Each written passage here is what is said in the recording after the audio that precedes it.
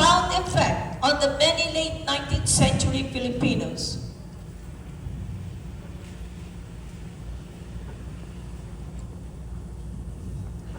Adios, patria adorada, Rayon del Sol querida, perla del mar de Oriente, nuestro perdido Edén. A darte voy alegre la triste mustia vida. Farewell, my adored land, region of the sun carest, pearl of the Orient Sea, our Eden lost.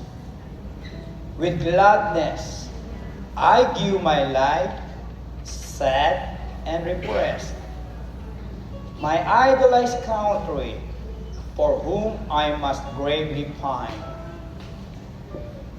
Oh, dear Philippines, to my last goodbye, oh hearken, I'll go where there are no slaves, tyrants, or hangmen, where faith does not kill, and where God alone does reign. Adios, patres y hermanos, trozos de alma mía, amigos de la infancia, en el perdido hogar. Adiós, dulce extranjera, mi amiga, mi alegría.